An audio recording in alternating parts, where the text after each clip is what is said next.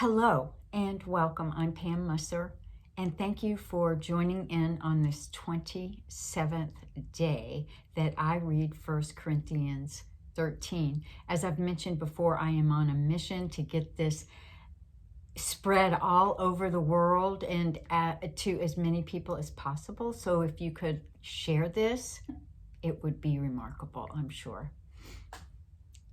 I was thinking, can you imagine what it would be like if we were raised or taught that every single time we told someone that we loved them, we had to follow it up with the definition of 1 Corinthians 13, like, hi, honey, I love you. I will never be envious. I will never be angry. I will be patient and kind always. I will always support you. I will never criticize you or slander you. I will never, ever think negative thoughts about you. I will always hold you up. I will always be loyal to you. I will never, ever, ever hold a grudge. That would be pretty amazing, wouldn't it?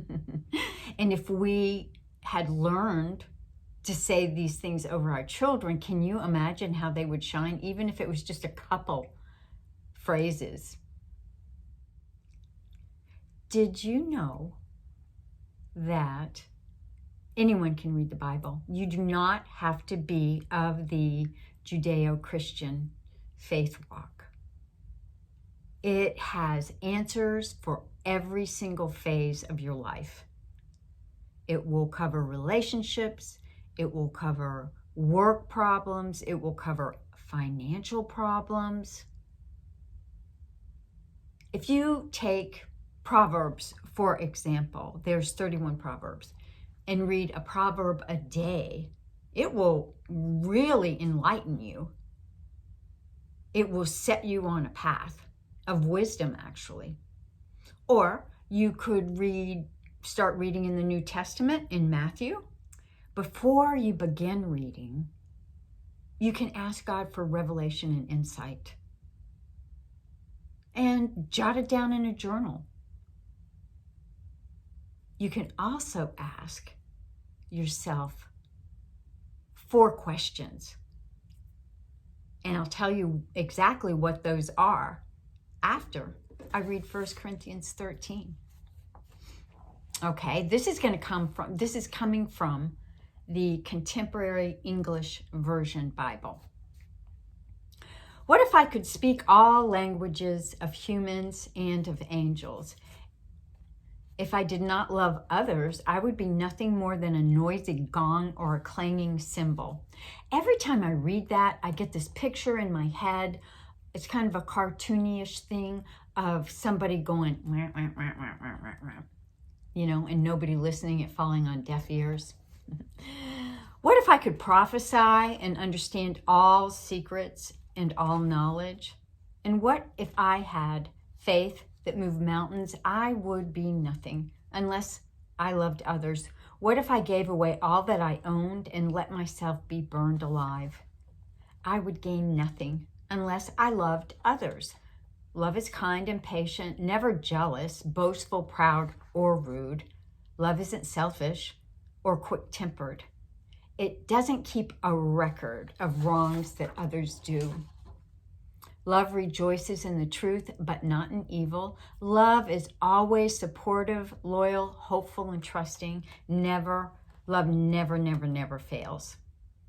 Everyone who prophesies will stop, and unknown languages will no longer be spoken. All that we know will be forgotten.